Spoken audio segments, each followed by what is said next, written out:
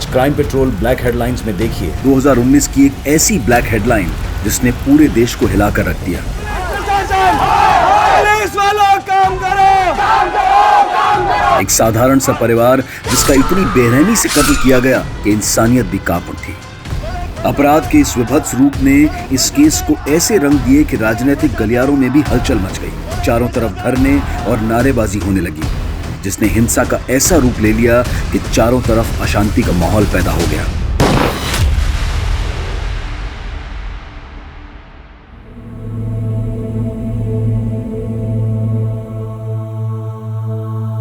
माँ, अरे ये सब हटाओ, देखो मैं तुम्हारे लिए क्या लेकर आया।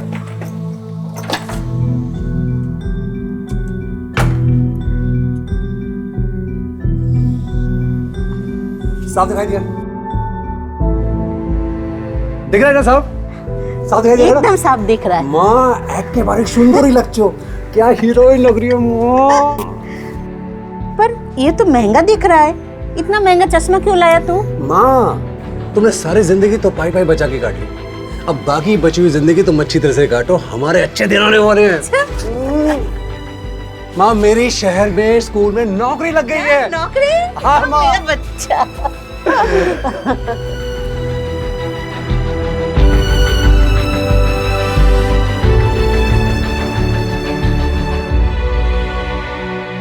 अरे माँ मैं यहाँ खुश हूँ, तू मेरी इतनी चिंता क्यों करती है? तू इतना दूर रहता है, चिंता तो होती है ना। काश तू इस बार काली पूजा में गांव आ पाता तो। अरे माँ, भाई ना कैसे आते? भाभी इतना लंबा सफर थोड़ी ना कर सकती है इस वक्त। हाँ मेरी माँ जानती हूँ। तपन बहू कहाँ है? और प्रतुल भी दिखाई नहीं दे रहा है। अरे माँ प्रतुल तो पूजा करने के साथ ही बाहर चला गया है, आपको तो पता है उसको रोकना बड़ा मुश्किल काम है।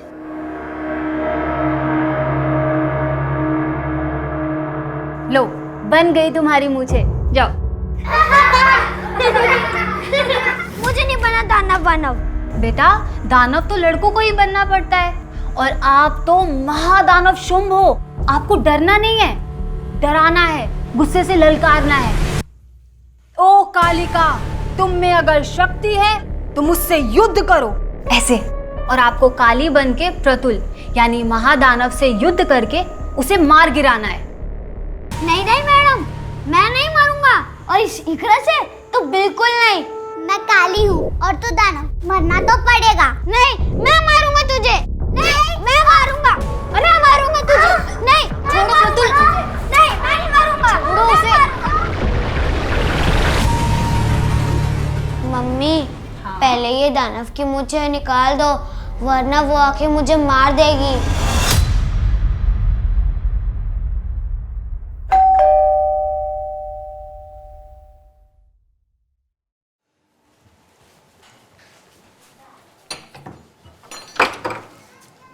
फिर से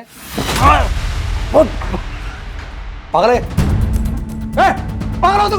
क्या कर रहा है तू? पागल है?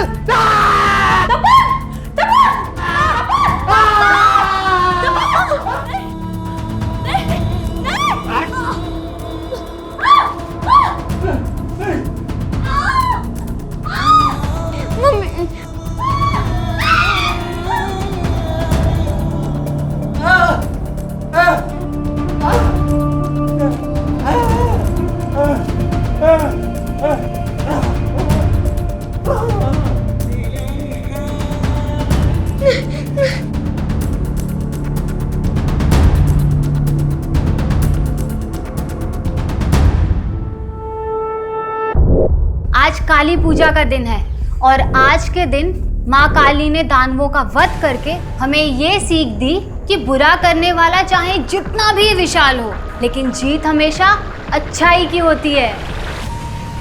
नमस्कार, आदाब।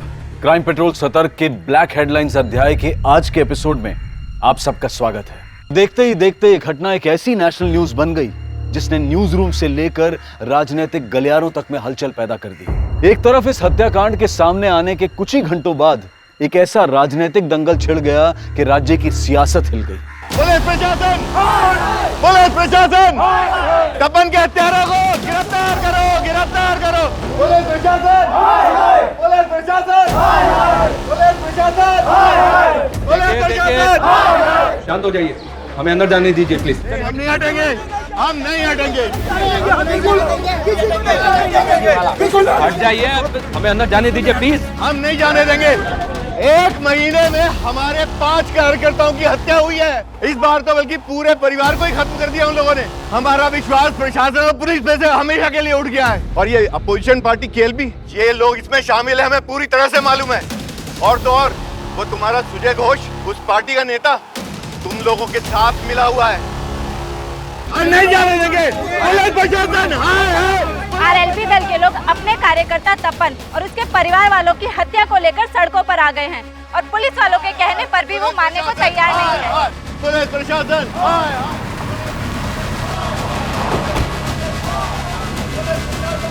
जैन सर, इनको कंट्रोल करना बहुत मुश्किल हो रहा है सर। क्राइम सीन पे भी नहीं जाने दे रहे। इनमें कोई तपन की फैमिली वाला भी है? नहीं सर, उसकी माँ और बहन गाँव में रहते हैं, अभी तक पहुंचे नहीं है।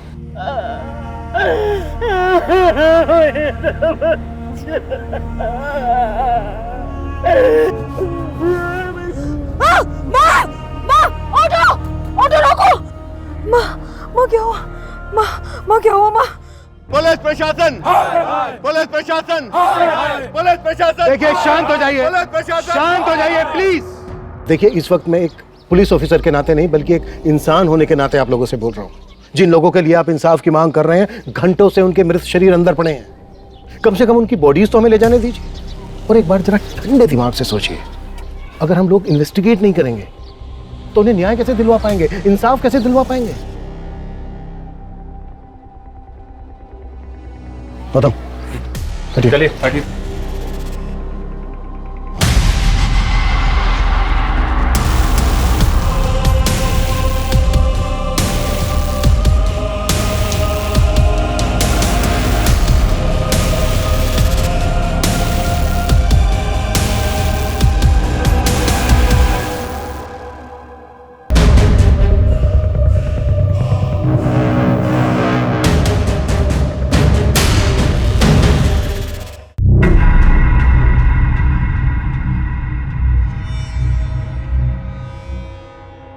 Wow, it's killing.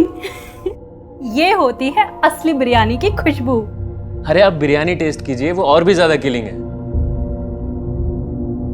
वाओ, इसका टेस्ट तो इतना अच्छा है ना, शब्द ही नहीं मिल रहे हैं मुझे तारीफ में। अरे क्या हुआ, आप ठीक है? कुछ नहीं, आपकी बिरयानी मेरे बच्चे को भी बहुत पसंद आई, किक मार रहा है अंदर।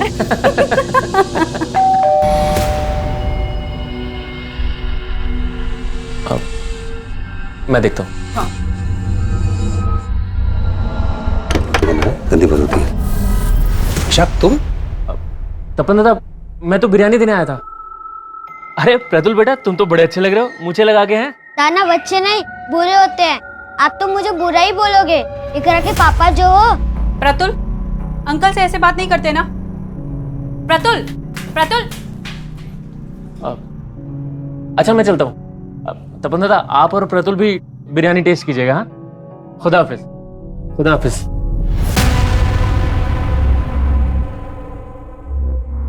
कहाँ जा रहे हो? पुलिस के सामने अपना मुंह खोला ना तो मेरा और अपनी बेटी का मरा मुंह देखोगे।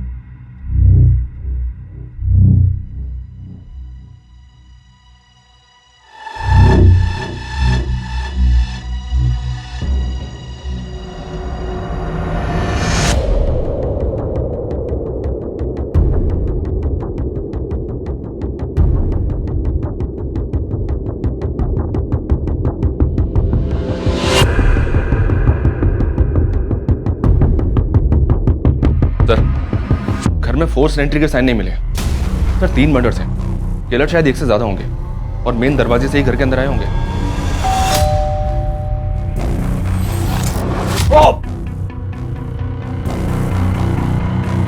तपन और इसकी बीवी के मर्डर्स काफी ब्रूटल। और यहाँ इनके बच्चे को देखो। लुक, बच्चे को गला दबाकर मारा गया है। जो किलर तपन की प्रेग्नेंट बीवी के घर पर इतनी बेदर्दी से वार करता है, वो बच्चे को सिर्फ गला दबाकर मारता है। आखिर चल क्या रहा होगा किलर के दिमाग में? ये आरएलपी पार्टी वाले तो इन मर्डर्स को राजनीतिक रंजिश ही बता रहे हैं सर। इन लाशों का हाल देखकर तो गहरी रंजिश लग रही है। ऐसा लग रहा है कि एंगल पर्सनल रहा होगा। अगर किलर्स मेन डोर से आए होंगे तो शायद उनके लिए दरवाजा खोला गया होगा। मे बी तपन की फैमिली की जान पहचान वाले रहे हों। गौतम, आसपास पता करवाओ, शायद कल रात किसी ने किसी को आते जाते देखा हो। सर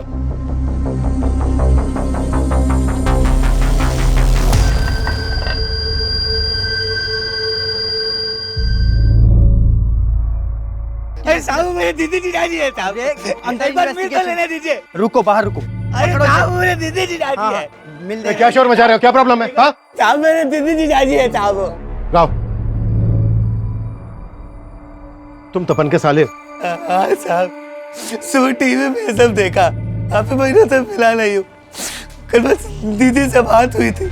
हाँ दीदी, काली पूजा की बहुत बहुत बधाई आपको। अरे पोल्टू, तुमको भी बधाई हो। तुम खुश तो हो? अरे मैं तो डबल खुश हूँ, दूसरी बार मामा बनने वाला हूँ ना। दीदी, जीजाजी कहाँ है? अरे वो घर पे नहीं है, तू उनके नंबर पे कॉल कर ले। फिर मैंने जीजाजी को फोन किया, लेकिन उन्होंने उठाया नहीं। कल कब की बात है ये? करीब शाम को 7 बजे होंगे। तपन की माँ और बहन कहाँ है? वो आ ही रहे थे साहब, लेकिन जीजाजी की माँ रास्ते में बेहोश हो गई।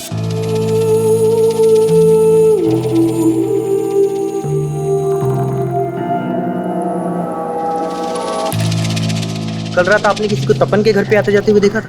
हमने नहीं देखा साहब। सर इनका कोई भी पड़ोसी खुल के सामने नहीं आ रहा। समझ में नहीं आ रहा कि कोई कुछ जानता भी है या नहीं। ये इस पॉलिटिकल हंगामे का असर है। शायद सब डरे हुए, शबरी इनके द्वारा डराए गए। खत्म, अपने ऐसी खबरी एक्टिव करो जिनकी पहुंच जड़ों तक हो। मुझे तपन और उसकी फैमिली से रिलेटेड एक इन्फॉर्मेशन चाहिए। जी सर। चाहिए। सर आपको क्या लगता है इन हत्याओं के पीछे किसका हाथ है? सर, एक तरफ आरएलपी पार्टी के नेता पारस सिन्हा के इस मामले में बयानबाजी चल रही है, वहीं दूसरी तरफ पुलिस इस मामले में अपनी कोई भी प्रतिक्रिया देने से बच रही है। दो बिल्लियों की लड़ाई में ना रोटी हमेशा बंदर ही खाता है। बाबा, मैं आपसे कुछ बात कर रहा हूं, अपनी जमीन तो बचा लोगे ना आप? अपनी जबान को थोड़ा लगाम लगा। क्यों चुप गई मेरी बात? या उनके मौत के बारे में सुनकर आपका गला भराया? बाबा एक बात ध्यान रखना, ये वही लोग हैं जिन्होंने आपका गला पकड़कर आपकी पतलून तक गीली कर दी थी। बाप की इज्जत नहीं करता कोई बात नहीं, कम से कम अपनी बहन के सामने तो अपनी जबान से गंदगी मत निकाल। बहुत करता है। ये तपन और संगा की कॉलेज टीम है, जिन जिन के साथ भी इन दोनों की बात हुई थी उन सबको बुला के इंक्वायरी करो। सर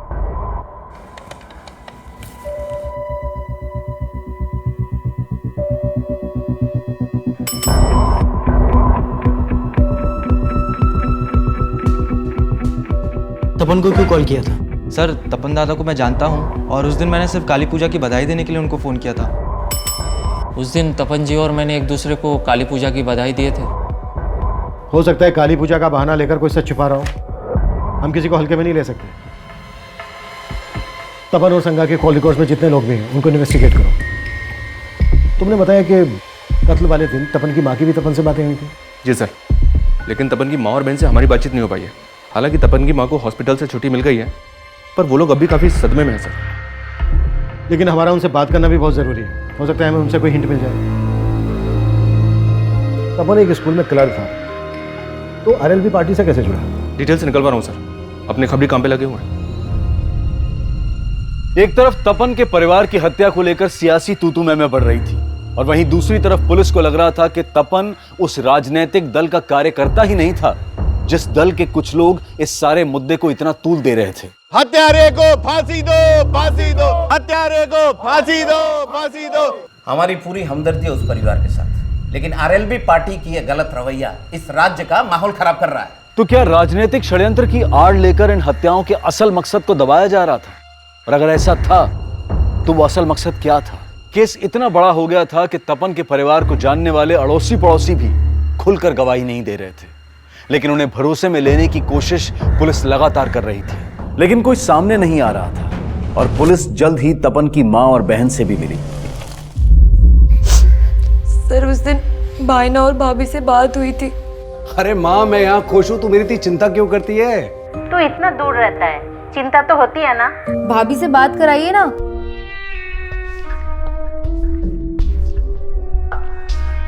सागा, हाँ क्या हुआ?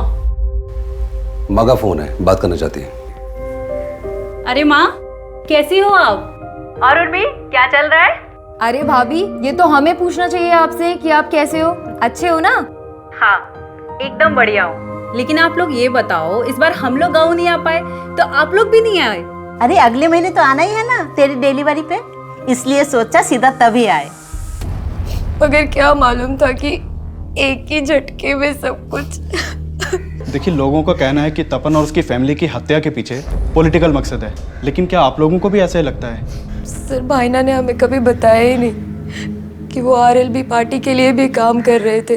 5 साल पहले तो वो इसलिए शहर गए थे क्योंकि वहाँ पे उनकी एक स्कूल में नौकरी लगी थी। माँ, मेरी शहर में स्कूल में नौकरी लग गई है। नौकरी? हाँ माँ। मेरा बच्चा। और फिर तपन भाईना भाभी और प्रतुल के साथ शहर चले गए।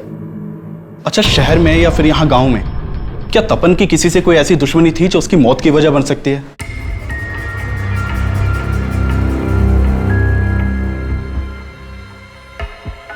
सर, तपन के घर से जो सामान मिला था उसमें डायरी भी थी, इस पे तपन की बीवी का नाम लिखा हुआ है, उसी की होगी। हाँ, देखी थी ये डायरी मैंने। क्या लिखा है इसमें? सर, डायरी को देखकर ऐसा लग रहा है जैसे वो इसे रोज लिखती होगी। इसमें काफी कुछ ऐसा है जो किसी अफेयर की तरफ इशारा करता है। अफेयर? जी सर।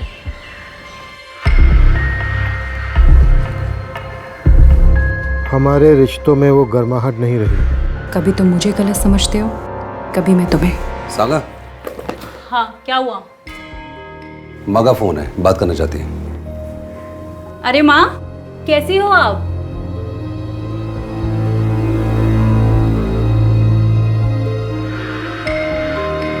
ना कभी तुम कुछ बोल पाते हो और ना कभी मैं।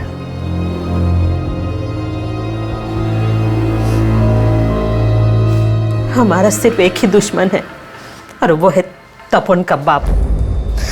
उसने मुझे सालों पहले ही छोड़ के दूसरी शादी कर ली।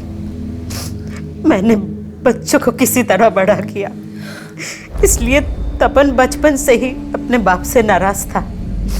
जब वो पढ़ लिख गया तो उसने अपने हक के लिए उन पे केस कर दिया और इससे उनकी दूसरी बीवी का बेटा और भी तिल मिला गया। मेरे बाप का जो भी है ना वो मेरा है। तेरा बेटा तेरे पति से नहीं मुझसे पंगे ले रहा है। समझा देना उसको कि केस वापस ले ले, वरना उसका वो हाल करूंगा कि कहीं मुंह दिखाने लायक नहीं रहेगा वो। क्या लगा रखा है? इधर क्या बात कर रहा है? इधर बात करना है। तू इधर आया कैसे? तेरी हिम्मत कैसे हुई? धमकी दे रहा, धमकी दे रहा। लगा यहाँ पे। तपन भैया,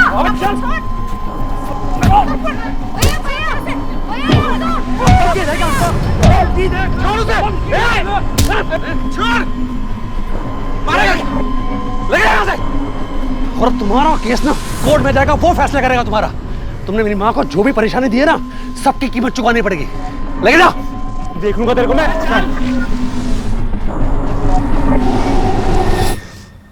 आखिरकार हमने केस जीत लिया था और अदालत ने हर जाने के साथ साथ उनकी आधी जायदाद हमारे नाम करवाने का फैसला सुनाया था। तो आप लोगों को ऐसा लग रहा है कि तपन और उसके बीवी बच्चे को मारकर उसने आपसे बदला लिया है?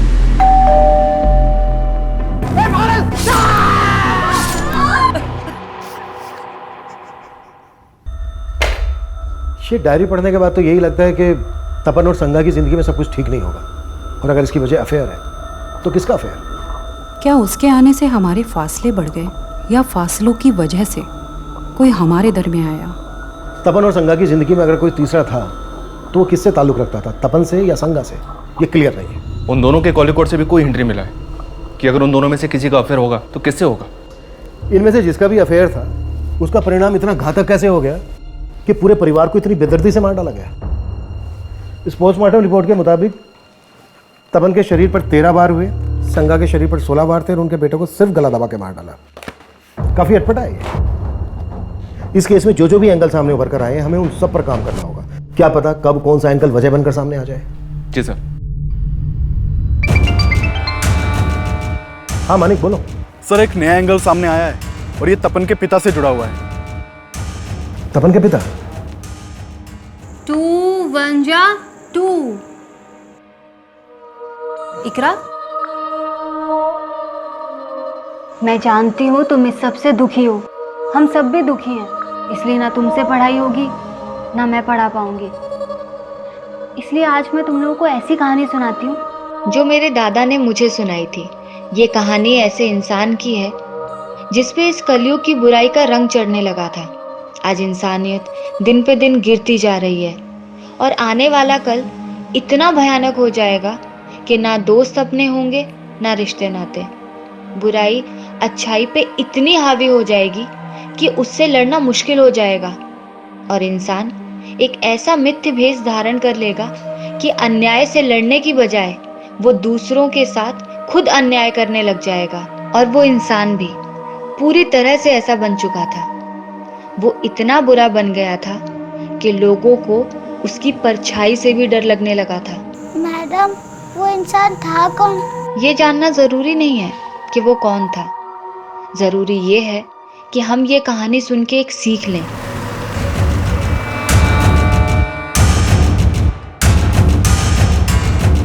अरे कहाँ गुल खिलाकर आए हो आप, जो आपके पीछे पीछे पुलिस भी आ गई यहाँ पर?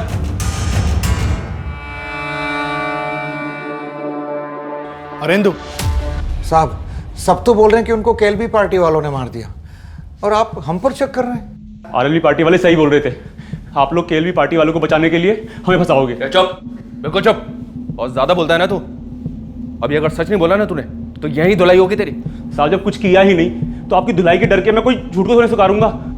साहब माना कि पहले भूल हो गई थी, लेकिन कोर्ट के आदेश के अनुसार मैंने अपना आधा हिस्सा दे दिया था उन्हें। पर वो तपन पूरी जमीन हड़पना चाहता था। पूरी जमीन? हाँ साहब, पूरी जमीन। जमीन बिकी नहीं थी, आधा हिस्सा उनका था। तपन ने लाखों की कीमत पर वो जमीन बटाई पर दे दी और सारा पैसा खुद हजम कर गया। 20 साल पहले छोड़ा था ना आपने हमें, और 20 साल से अब अकेले खा रहे, तो अगले 20 साल हमारे, फिर बेच के कर लेंगे हिस्सा। ऐसा मत बोल। अरे बेटी भी आनी है मुझे। तो मुझे भी अपनी बहन भी आनी है। साहब उसने पाई पाई को तरसा दिया था, पर हम कोर्ट नहीं गए, ये सोच के कि मिलजुल के रास्ता निकाल लेंगे। और जब रास्ता नहीं निकला तो खत्म कर दिया उसे। नहीं साहब, वो तो शहर में थे और जब ये कांड हुआ तो मैं और मेरा बेटा तो गांव में थे। तो किसे भेजा था उसको मारने के लिए? साहब हमने किसी को मारने के लिए सुपारी नहीं दी साहब, पर मेरे बाप ने क्या किया मुझे नहीं मालूम। साहब मैं मानता हूँ कि लखन गर्म दिमाग का है, पर उसने क्या किया ये मुझे नहीं मालूम। ऐसे नहीं बोलेगा ये। सर, अरे साहब, एक तरफ तपन और उसके परिवार की हत्या को पॉलिटिकल मर्डर बताया जा रहा था। अपोजिशन पार्टी केएलबी, ये लोग इसमें शामिल है, हमें पूरी तरह से मालूम है। वहीं पुलिस को तपन से जुड़े ऐसे कई पर्सनल एंगल मिल रहे थे जो इन हत्याओं की वजह बन सकते थे, और इन्वेस्टिगेशन का ये दोहरा मापदंड पुलिस की चुनौतियां और भी ज्यादा बढ़ा रहा था। तो दोनों बाप बेटे कुछ नहीं कर रहे हैं। इन्होंने खुद मारा है, सुपारी दी है, सब पता करता हूँ। मर्डर्स इतने ब्रूटल थे, किसी ना किसी पड़ोसी ने कुछ ना कुछ देखा सुना तो जरूर होगा। क्या अभी भी कोई कुछ नहीं बोल रहा है? जी नहीं सर, लेकिन अभी माहौल को शांत हुआ है, फिर से ट्राई करते। तपन का बाप बोल रहा था कि तपन सारी जमीन की बटाई के पैसे खुद रख लेता था। तपन यहाँ एक स्कूल में क्लर्क था, पार्ट टाइम इन्वेस्टमेंट स्कीम बेचता था। इतने भर से 5 साल के अंदर शहर में उसने अपना घर बना लिया। गांव की जमीन जायदाद वैसी की वैसी।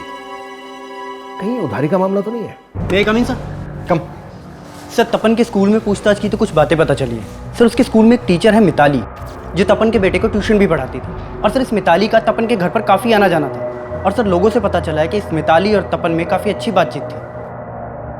रहती कहाँ है मिताली? सर ये मकदीर नगर में कहीं किराए के मकान में रहती है। जिस अफेयर के एंगल को हम ढूंढ रहे हैं, कहीं वो मिताली और तपन से तो नहीं जुड़ा है? इस एंगल को लेकर हमें तपन की माँ, बहन और संगा के भाई से बात करनी चाहिए। गौतम, तुम मिताली से मिलो और तुम इन सबसे बात करो। ये कैसी बात कर रहे हैं साहब? तपन और संगा के बीच कोई तनाव नहीं था। हो सकता है कि ऐसा कुछ हो, लेकिन आपको पता ना चला हो। अच्छा, आपको कुछ अंदाजा है कि उनके बीच कुछ? नहीं सर, मुझे कभी ऐसा लगा ही नहीं कि उनके बीच में कोई तीसरा भी होगा। जीजा जी का कुछ ऐसा होता तो दीदी मुझसे छिपाती नहीं। ये भी तो हो सकता है कि तुम्हारी दीदी का कोई पास्ट हो। क्या उनका किसी के साथ कुछ? नहीं सर, ऐसा कुछ नहीं था।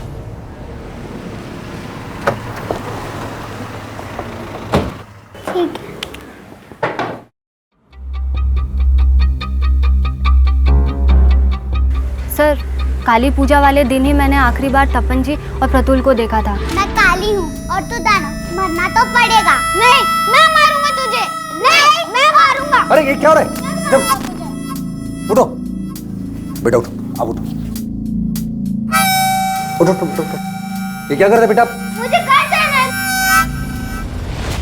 फिर वो प्रतुल को ले गए और अगली सुबह उन सबके मर्डर का पता चला। देखिए, हमें पता चला तपन और संगा का रिलेशन ठीक नहीं चल रहा था। आपका तो उनके घर भी आना जाना था। इसकी हिंट तो होगी आपको। नहीं सर, मुझे तो कभी ऐसा कुछ नहीं लगा।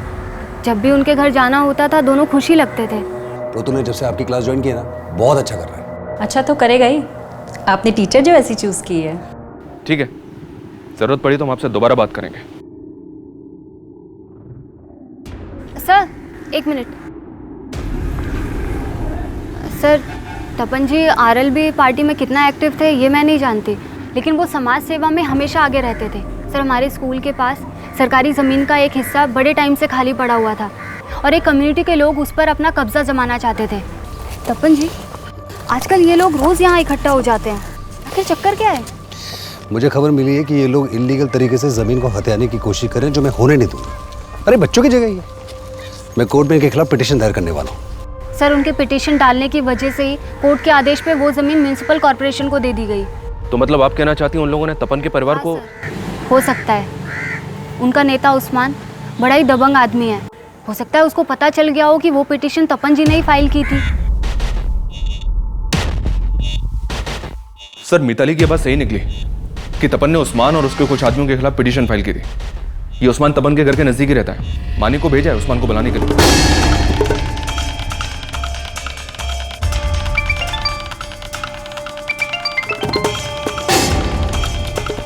हाँ मानिक। सर, उस्मान के घर पे एक हफ्ते से ताला लगा है और उसका नंबर भी बंद आ रहा है। सर, उस्मान को जानने वाले कुछ लोगों से मैंने बात की, वो भी नहीं जानते कि उस्मान है कहाँ पे। नजर रखो उन पर। वो जरूर जानते होंगे कि इस वक्त उस्मान कहाँ है और उस्मान के लिए लुकआउट नोटिस जारी कर रहा हूँ। सर, उस्मान के गायब होने का तो यही मतलब निकलता है कि वो इन मर्डर्स में इन्वॉल्व है।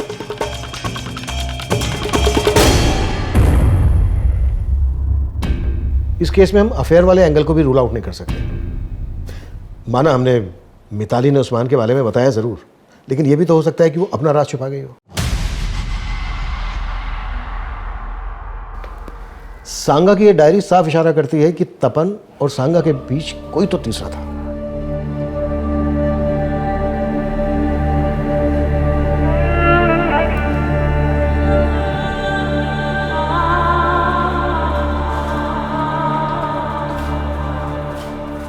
कहाँ भाग रही थी?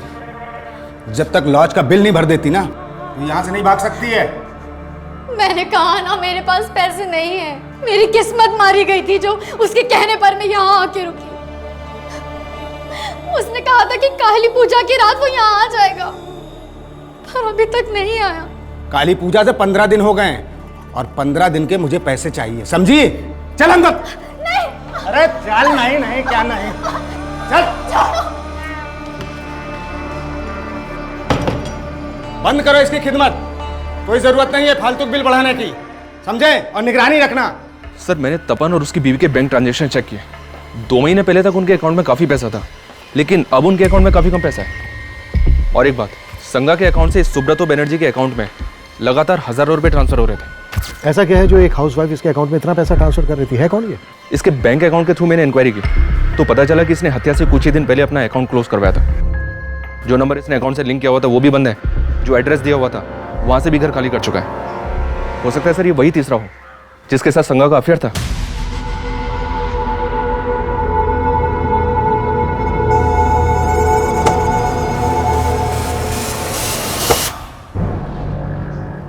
कहीं ऐसा तो नहीं है कि सुब्रतो बनर्जी संगा को किसी वजह से ब्लैकमेल कर रहा है?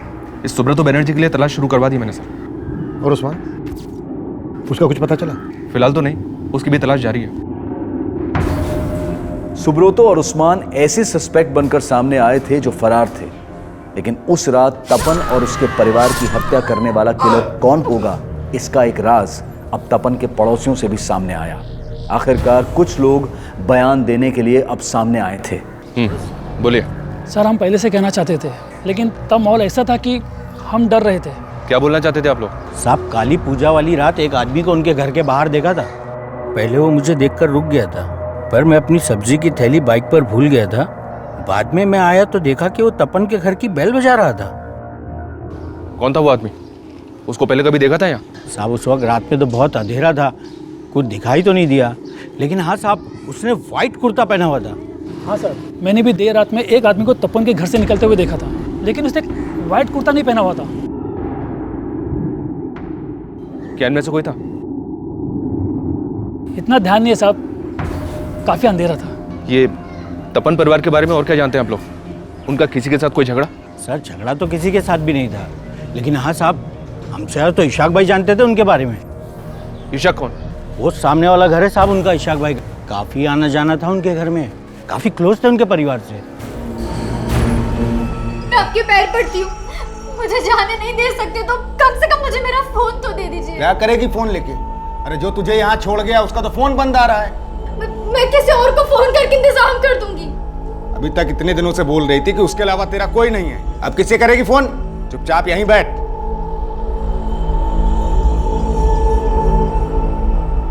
हमने उस दिन भी आप लोगों से बात की थी, आपका इतना मेल जोल था उनसे, फिर भी आपने हमें कुछ नहीं बताया। अरे सर, कुछ पता होता तो बताते ना। हमने कहा ना, हमने उस रात कुछ नहीं देखा। लेकिन तपन और उसकी फैमिली के बारे में तो काफी कुछ पता होगा ना? हमें पता चला है कि तपन और संगा के बीच कुछ भी ठीक नहीं चल रहा था। इसकी वजह क्या होगी? पता नहीं सर, हमने तो ऐसा कुछ नोटिस नहीं किया, और हमें तो यही लग रहा था कि वो दोनों खुश ही होंगे। सर, सुब्रतो के बारे में पता किया। सुब्रतो एक हिस्ट्री शीटर है और 420 के केस दर्ज है उसके नाम पे। सर, सुब्रतो लोगों का पैसा पोंजी स्कीम में लगवाता था और फिर गायब हो जाता था। अलग अलग शहरों में अलग अलग नाम से कई बैंकों में अकाउंट मिला है उसका, और सब काफी समय से वांटेड है। तो क्या इसने संगा के साथ भी फ्रॉड किया होगा? इस वक्त कहाँ है? ये तो नहीं पता सर, लेकिन कलिंगा पुलिस उसे काफी समय से ढूंढ रही है और उन्हें उसकी एक लीड भी मिली है। उन्हें लगता है कि वो फूलबनी में छिपा हो सकता है। उनके टच में रहो, किसी भी हाल में हमें ये सुब्रतो चाहिए। Okay sir.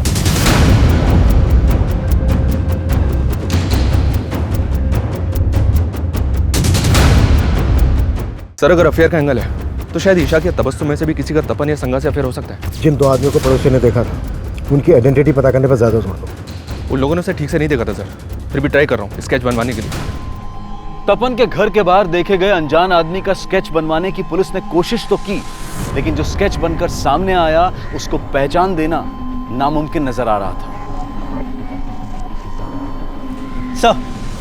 सर, उस्मान के बारे में पता चला है। ये उस्मान इशाक की बीवी तबस्सुम का दूर का रिश्तेदार भी है।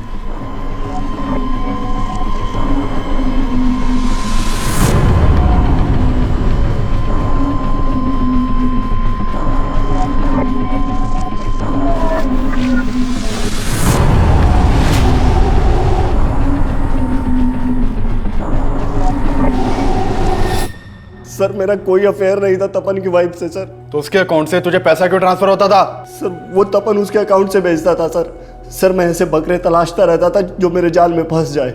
मैंने उसको एक फेक स्कीम सुनाई थी और मेरे जाल में फंस गया। देखो दादा, ये ऐसा इन्वेस्टमेंट प्लान है कि राउंड अप में इंटरेस्ट मिलता है इस पे।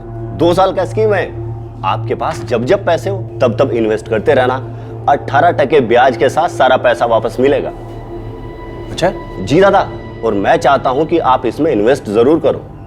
लेकिन सर, वो मेरे लालच के बाद मेरे जाल में फंस गया और मैं जितना पैसा वसूल सकता था मैंने वसूल। लेकिन सर, आप मेरा विश्वास कीजिए सर, मैंने किसी को नहीं मारा सर। मैं सच बोल रहा हूं सर, मैंने किसी को नहीं मारा। तपन, उसकी बीवी संगा, उनका बेटा प्रतुल, सबसे जुड़े ऐसे कई रहस्य थे जो इस केस को लगातार उलझा रहे थे। तपन के पिता अरेंदु, उनका बेटा लखन, उस्मान, सुब्रतो, इशाक और तबस्सुम, ये सभी सस्पेक्ट थे। लेकिन इनके अलावा भी कई नाम और चेहरे थे जिनसे पुलिस का अभी तक परिचय नहीं हुआ था। और इन सब के बीच पुलिस को एक बड़ी कामयाबी मिली, उन्हें मर्डर वेपन मिला। सर, यह थैली में ये खून से सना हुआ कुर्ता मिला है। सर, इस कुर्ते में सब जगह खून लगा हुआ है। और सर, एक कोयता मिला है, इसमें भी काफी खून लगा हुआ है। सर, ये सारा सामान यहाँ डंप किया गया था। आइए सर। सर, इस सब सामान को इस थैली के अंदर डाल के इस पत्थर के पीछे यहाँ डंप किया गया था। सर, आदमी सुबह यहाँ से जा रहा था, इसने ये थैली देखी और हमें इन्फॉर्म किया। सर, ये जगह तपन के घर से ज़्यादा दूर नहीं है। एक विटनेस ने बताया था कि हत्या वाली रात को एक आदमी व्हाइट कुर्ते में तपन के घर के बाहर देखा गया था। ये कोई तो मर्डर वेपन हो सकता है सर। उस रात एक आदमी व्हाइट कुर्ता पहनकर तपन के घर के अंदर गया। तो फिर से? और जब घर से बाहर निकला उसने नीले रंग की कमीज पहनी हुई थी। हो सकता है ये कोई दो नहीं बल्कि एक ही आदमी हो जो अपने साथ कपड़े लेकर गया और मर्डर करने के बाद उसने कपड़े चेंज कर लिए और फिर व्हाइट कुर्ता और कोयता लाकर इस पत्थर के पास डंप कर दिया। आसपास पता करवाओ, शायद काली पूजा की रात को उस किलर को किसी ने यहाँ पर ये सब डंप करते हुए देखा हो। Okay sir.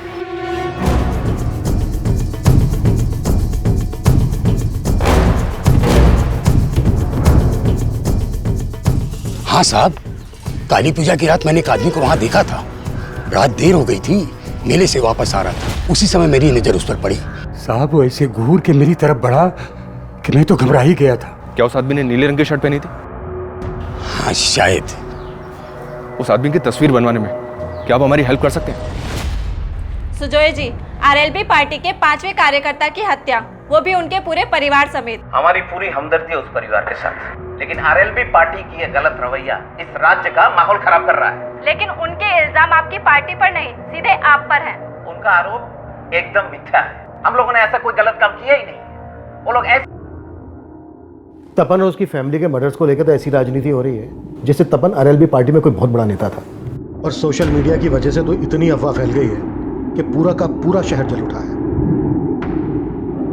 सर, ये तपन स्कूल में क्लर्क होने के साथ साथ लोगों को इंश्योरेंस और इन्वेस्टमेंट स्कीम्स भी बेचा करता था। इसने आरएलबी पार्टी के कई लोगों को ऐसी स्कीम्स बेची थी, इसलिए पार्टी दफ्तर में इसका आना जाना था। लेकिन मैं जब पार्टी नेता पारस सिन्हा से मिला तो उसने बोला तपन ने हमारी पार्टी ज्वाइन की थी। तपन ही क्या, मैं और हमारे सारे कार्यकर्ता बहुत से काम करते हैं। इसका मतलब ये नहीं कि हम पार्टी में नहीं हैं। लेकिन जिस तरह का ये माहौल पैदा किया जा रहा है उससे तो ऐसा ही लग रहा है कि कहीं इन मर्डर्स का मकसद पॉलिटिकल माइलेज हासिल करना तो नहीं है। माइलेज तो मिल रहा है सर, आरएलबी पार्टी और उसके नेता पारस सिन्हा को। तो क्या इन मर्डर्स में या फिर ये मर्डर्स किसी और मकसद के लिए हुए हों और ये इसे अपने फायदे के लिए इस्तेमाल कर रहे हैं। जो भी है, हम सुजय और उसकी पार्टी के लोगों को क्लीन चिट तो नहीं दे सकते।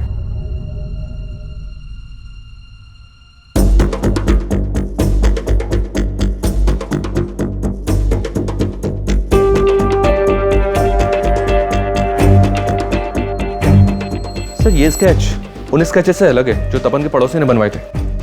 सर एक मिनट, सर ये आदमी कहीं देखा देखा लग रहा है। हाँ सर, इसे तो हमने पूछताछ के लिए बुलाया था।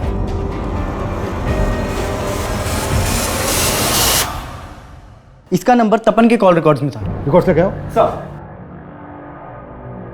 ये देखिए सर, इसका नाम बादल है, इसका फोन नंबर और एड्रेस दोनों है हमारे पास।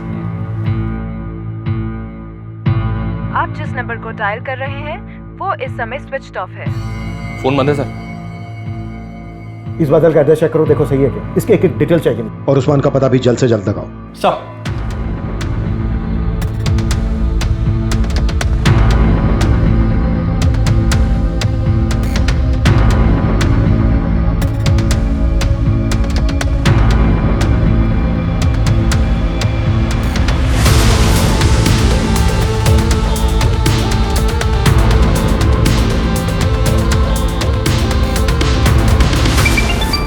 हाँ गौतम बोलो। सर, बादल के घर पे भी ताला लगा हुआ है।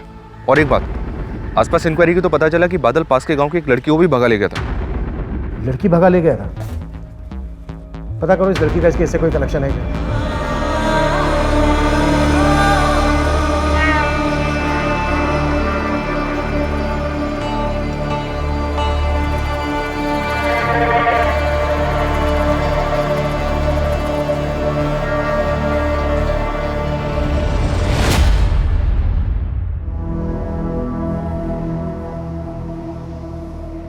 मैं खाला के यहाँ जा रही हूँ, लेकिन तुम घर से बाहर निकलने की सोचना भी मत। इकरा, जी अम्मी। तुम्हारे अब्बू घर से बाहर निकले तो फौरन मुझे फोन करना।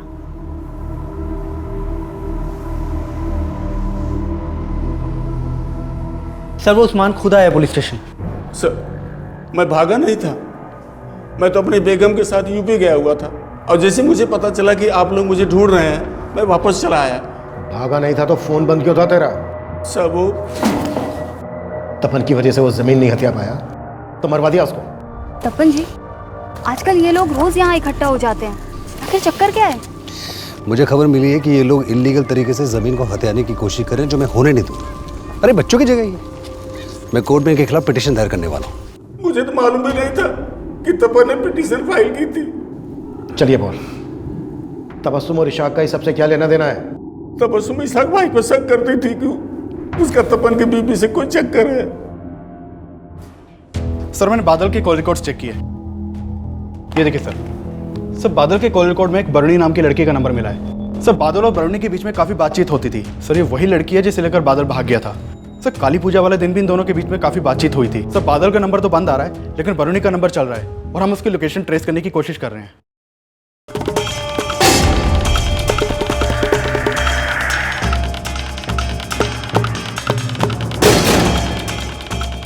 देखिए मुझे अभी से ले जाने दीजिए, मेरे पास अभी पैसे नहीं है। मैं आपको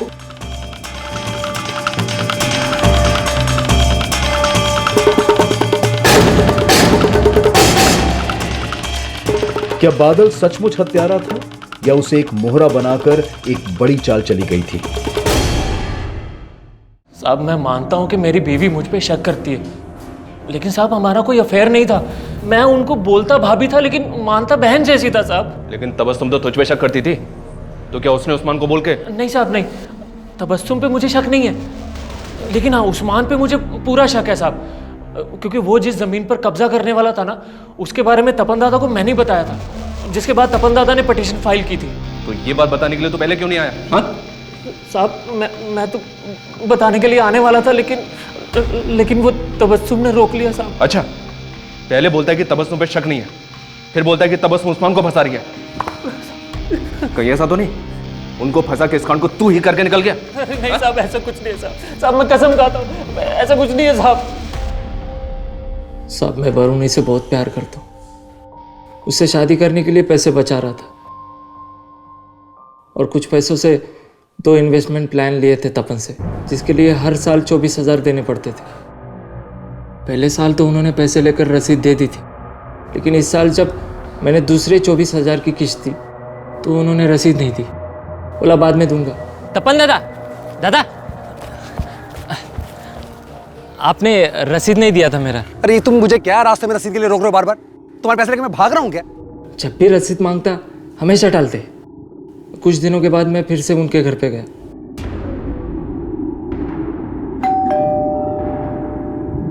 नमस्ते भाभी। तुम फिर आ गए? वो तपन जी से मिलना था मुझे। अरे कितनी बार तुमसे बोला यहाँ मत आया करो, बार बार मुंह उठा के चले आते हो। भाभी को परेशान कर रहा है, क्यों आया तू यहाँ पर? दादा आपने बोला था आज आप मुझे रसीद दे दोगे, दे दो ना मेरी रसीद। अरे तुझे मैंने कहा है ना कि रसीद बन जाएगी तो तुझे बुला के दे दूंगा ना। आप मुझे पैसे नहीं दे रहे, रसीद नहीं दे रहे, इसका मतलब आप मुझे धोखा दे रहे। मैं धोखा दे रहा हूँ? धोखा दे रहा हूँ? अब चल निकल यहाँ से। 2 कौड़ी का आदमी नगदन मत आना यहाँ पर।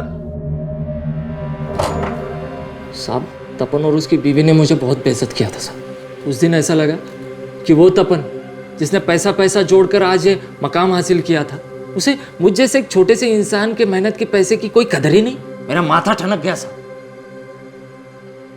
और मैंने सोच लिया कि मैं इन दोनों को बताऊंगा कि एक छोटा सा इंसान अपनी मेहनत की कमाई के लिए क्या कर सकता है। तो फिर से क्या कर रहा है तू?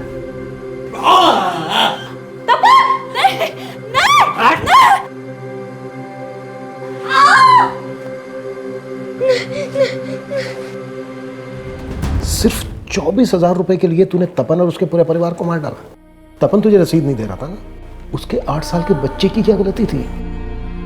उस मासूम को क्यों मारा तूने? और उसके अजन्मे बच्चे को भी मार डाला, जिसने भी जन्म नहीं लिया था, कोख में था, उसकी क्या गलती थी?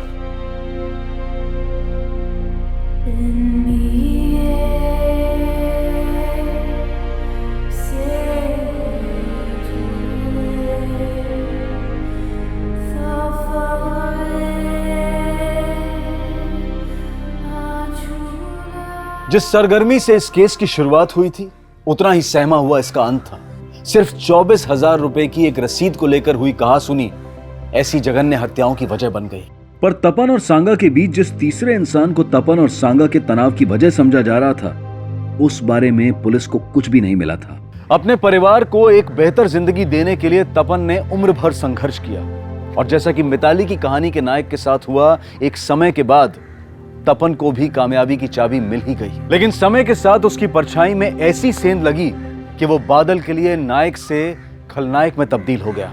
यह खुलासा जितना चौंकाने वाला था, उतने ही चौंकाने वाले थे वो दावे जिनको लेकर बड़े बड़े भ्रम फैलाए गए और आरोप प्रत्यारोप का विभत्स खेल खेला गया। ये ऐसी ही भ्रांतियां हैं जो किसी बेकसूर को मॉब लिंचिंग का शिकार बना देती हैं, कहीं पत्थरबाजी तो कहीं आगजनी। ये भ्रांतियां हमारे समाज को भटका रही हैं। इसलिए हमेशा ऐसी भीड़ का हिस्सा बनने से बचें जहां पर तर्क वितर्क का नहीं, सिर्फ कुतर्क का हल्ला मचता हो। अब मैं अनूप सोनी आपसे विदा लेता हूं। फिर मुलाकात होगी क्राइम पेट्रोल सतर्क के ब्लैक हेडलाइंस अध्याय में एक और नए केस के साथ। और याद रखें, क्राइम और आपके बीच में सिर्फ इतना फर्क है कि आप कितने सतर्क हैं। सतर्क रहें, सुरक्षित रहें। जय हिंद।